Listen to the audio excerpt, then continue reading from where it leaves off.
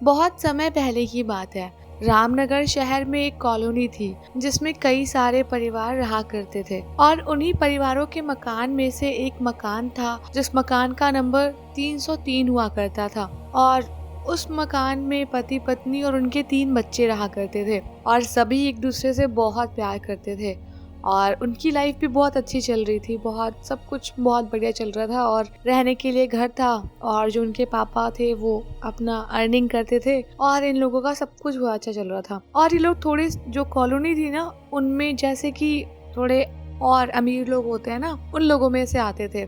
मतलब इन लोगों के पास काफी अच्छा पैसा था। अब एक रात की बात है जब ये लोग अपना खाना पीना खा के पूरा परिवार ऑलमोस्ट नींद में था। मतलब 2-3 बजे के लगभग जो पक्की नींद का टाइम होता है उस टाइम की बात है ये कि इनके यहाँ पर ना 4-5 मतलब नकाबपोश टाइप के लोग घुस आए और घर में पता नहीं वो छत के रास्ते से कैसे घुस गए, लेकिन वो इनके घर में घुसे और चोरी करने के इरादे से पूरा घर ऐसे खंगालने लग गए। जो अलमारी दिखती, जो टेबल दिखती, सब ढूंढने लग जाते और जो कुछ हाथ लगता, जो उन्हें लगता कि थोड़ा महंगा होगा, सब अपने पास रखने लग गए। और ऐसे ही ना अपना जो भी उनको मतलब जितना मिल सका सामान उन्होंने भर लिया। इसी बीच में जो उनका बेटा था उसकी उम्र 12 साल की थी। वो पानी पीने के लिए उठा और जब वो पानी पीने किचन में गया हुआ था तो उसको ऊपर के फ्लोर से आवाज आ रही थी। तो उसको लगा ऊपर अभी कौन जग रहा होगा इस टाइम में। तो ये देखने के लिए वो पानी का ग्लास वहीं थोड़ा सा पी के उसने टेबल पे रख दिया और ऊपर की तरफ बढ़ने लग गया। अब जब सीढ़ियों से वो ऊपर बढ़ रहा था तो धीरे धीरे चलते चलते उसने देखा ऊपर कि जो ये लोग थे ना, मतलब जो इनकी गैंग थी चोरों की, ये ऊपर ही वाले जो मतलब बरामदा था वहां पर ऐसे छुपी हुई थी। और जैसे ही उस 12 साल के बच्चे ने ये सब चोरों को देखा थोड़े से उजाले में, उसने फटाफट लाइट जलाई और जैसे ही देखा कि मतलब ये नकाबपोश टाइप के लोग उसके घर के अंदर है और मतलब ये सब पूरा सामान वगैरह भर रहे हैं। और वो खैर बच्चा था, वो बहुत ज्यादा डर गया उस टाइम और वो इतना डर गया था कि वो एकदम डर के मारे चीखने लग गया। और जैसे ही वो चीखा तो पूरा परिवार, जो पापा मम्मी सब लोग सोए हुए थे, भाई बहन सभी उठ के आ गए। और जैसे उन्होंने मतलब देखा कि पूरे चोरों की गैंग सामने खड़ी थी मतलब, और वो लोग मतलब चोरी तो कर ही रहे थे साथ में, लेकिन उस बच्चे को चुप कराने के लिए उन्होंने उस बच्चे के सर पे ना बहुत तेज से वहीं पास में पड़ा हुआ फ्लावर का पॉट होता है ना वो दे मारा, जिससे वो बच्चा वहीं पर बेहोश हो गया। और जब तक बाकी परिवार ऊपर आया तब तक वो भागने की कोशिश कर रहे थे लेकिन वो भाग नहीं पाए। तो अब उसी में से जो एक था ना नकाबपोश, तो बच्चा नीचे गिर गया था तो उस टेंशन में उसने अपना नकाब उतार दिया कि अरे यार मतलब कैसे भी निकलो अब यहाँ से करके, तो उसने अपना नकाब उतार दिया था। अब जैसे ही वो ऊपर आए तो उन्होंने सबसे पहले वो नकाबपोश जो थे जिसमें से जिसने निकाल दिया था उसका फेस देख लिया। और जब उसका फेस देख लिया था उन लोगों ने तो अब ऑब्वियस ही बात है ना कि उसके लिए खतरा हो गया, क्योंकि ये लोग पहचान गए थे कि वो कौन है। तो उस बंदे ने अपने जो साथ में और लोग थे उनके साथ मिलकर इसकी फैमिली जितने बचे थे, मतलब माँ पापा भाई बहन है ना, सबको मार दिया। इवन जो बच्चा बेहोश था उसको भी मार दिया और मार के सारा सामान जितना और लूट सकते थे लूट पाट करके भाग गए।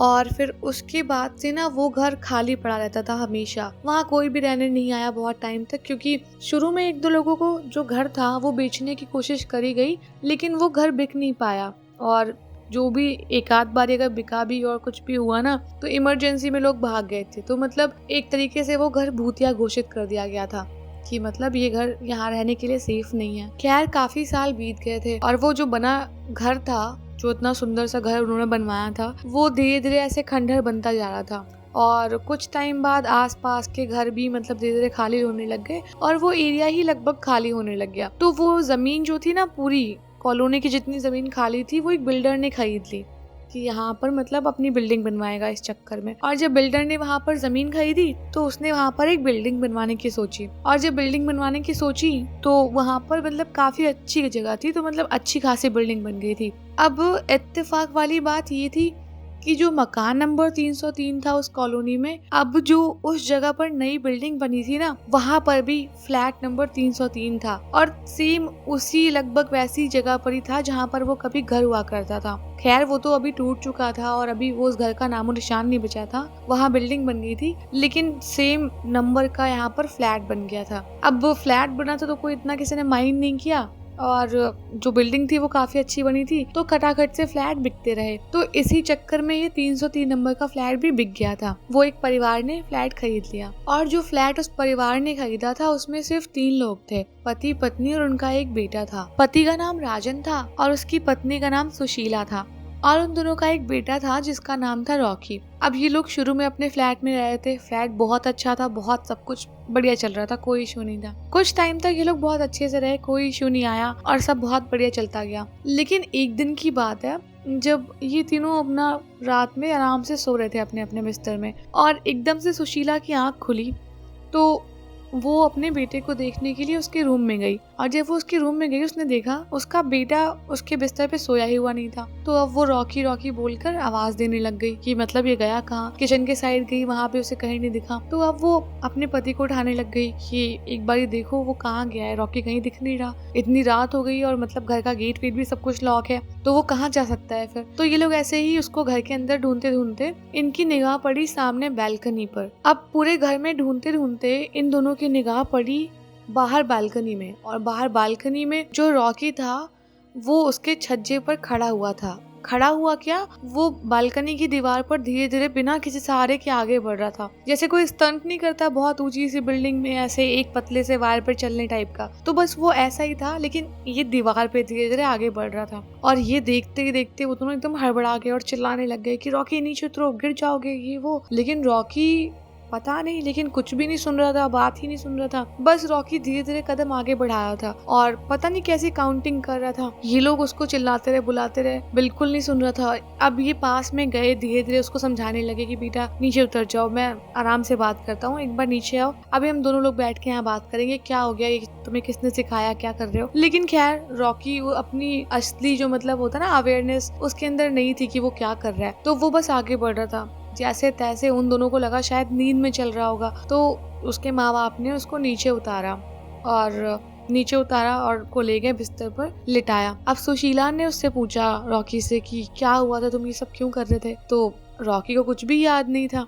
तो रॉकी बोल रहा कि मैं तो सोया था, उसके बाद में क्या हुआ कहाँ गया मुझे कुछ नहीं पता। तो जो राजन था उसने बोला चलो कोई बात नहीं, ठीक है अभी तुम आराम करो और कुछ भी कोई बात नहीं, चलो ठीक है, जो हो गया वो हो गया। अब सो गया रॉकी आराम से अपना। अब लेकिन सुशीला को थोड़ी चिंता होने लग गई थी इस दिन के बाद से कि रॉकी ने कभी इसके पहले कभी ऐसा नहीं किया था, तो एकदम से ऐसा क्या हो गया कि रॉकी नींद में चलने लग गया। अब नेक्स्ट डे सेम चीज हुई, फिर रॉकी मतलब अपने बिस्तर पे नहीं था, फिर रॉकी वही बाहर जो बालकनी थी उसके दीवार पर चल रहा था। अब ये चीज ना एकदम रोज का बन गया था कि मतलब रोज रॉकी बिस्तर से उठता और वहां जाके चलने लग जाता और कई बार तो मतलब तरह तरह की हरकतें करने लग गया था। कई बार आके एकदम शांति से सीढ़ियों पर बैठ जाया करता था, कई बार मतलब बहुत बहुत देर तक मतलब अपने माँ पापा के रूम के बाहर खड़ा होके घूरता रहता था। और इस चक्कर में सुशीला को नींद नहीं आती ठीक से कि मतलब रॉकी को हो क्या रहा है। और रॉकी एकदम ऐसे आंखें चढ़ा के देखता था उन लोगों को, मतलब कुछ भी नॉर्मल नहीं लगता था। अब ये लोग डॉक्टर्स वगैरह से भी बात करने लग गए कि कहीं कुछ मेंटल ऐसा कुछ प्रॉब्लम तो नहीं हो रही धीरे धीरे इसको, या कोई बात ये माइंड में रख रहा हो जो इसको डिस्टर्ब करते करते इस लेवल तक लाई है। लेकिन डॉक्टर्स ने मतलब साफ मना किया कि नहीं तो बिल्कुल नॉर्मल है, और जो हमने इसे पूछा बच्चे ने साफ साफ जवाब दिया और ऐसा कुछ डिस्टर्ब भी नहीं लग रहा। अब डॉक्टर्स के भी हाथ में ऐसा कुछ था नहीं, उनको भी समझ नहीं आ रहा था कि हो क्या रहा है। क्या अभी जो राजन था ये बहुत ज्यादा चीजों में बिलीव तो नहीं करता था, लेकिन सुशीला के कहने पर राजन ने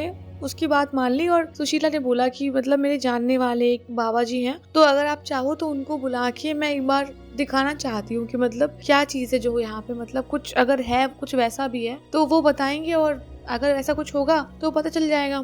तो राजन को लगा कि चलो कुछ नहीं तो यही सही, तो राजन मान गया खुशी खुशी कि ठीक है भाई जो सही लगे करो, लेकिन बेटा ठीक होना चाहिए मेरा। अब जब सुशीला ने बाबा जी को बुलाया वो घर पे आए। अब घर पे उन्होंने पूरा सब कुछ चेक किया, देखा, सब कुछ उनको समझ में आया था कि क्या क्या हो रहा है और क्यों हो रहा है। और जब रॉकी से वो बात करना चाह रहे थे, रॉकी मतलब उनसे आंखें मिला नहीं रहा था, मतलब वो कुछ डिफरेंट पर्सनालिटी बन जाया करता था कभी कभी। पहले तो रॉकी जो था वो बाबा जी से आंखें चुरा रहा था, नॉर्मल ऐसे बात नहीं कर रहा था उनकी तरफ देख के या कुछ भी, और ऐसा दिखा रहा था जैसे वो उन पे विश्वास नहीं करता, मतलब बहुत ही रूडली। फिर जब बाबा जी रॉकी से बात करने लग गए तो रॉकी मतलब बहुत ही अजीब सी वॉइस टोन में बात कर रहा था कि तू जानता है यहाँ पे मतलब मैं कब से रह रहा हूँ और ये मेरा घर है, तुम्हें यहाँ से निकलना होगा, मुझे यहाँ से जाने की कोई जरूरत नहीं है, अपना सामान लो और तुम लोग अभी के अभी निकल जाओ वरना सबके सब मारे जाओगे। और तू यहाँ पे जो आया है ना, ये सब सोच रहा है कि मैं यहाँ से भाग जाऊंगा, तू भी मारा जाएगा, ये भी तू याद रख। ऐसे मतलब अजीब सी आवाज में, बहुत भयंकर आवाज में ये सब बोलने लग गया।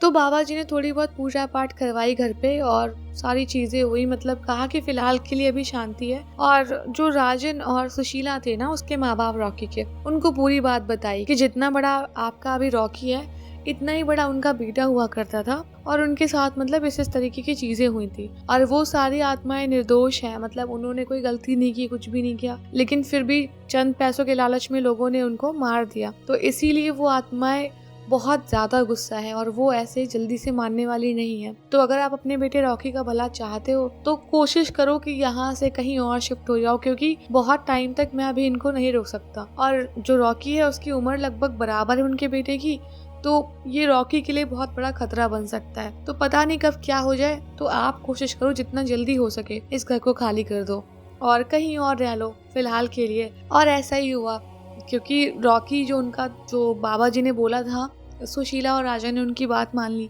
क्योंकि जो रॉकी था वो उनका अकेला बेटा था और वो अपने बच्चे को किसी भी हाल में खोना नहीं चाहते थे। तो ये घर का मोह त्याग करके वो पास में ही एक दूसरी कॉलोनी में किराए का घर लेकर रहने लग गए। लेकिन वो आत्माएं अभी भी उस घर में रहती हैं और उस घर में कोई भी वहां पर आता है ना, उससे चैन से रहने नहीं देती।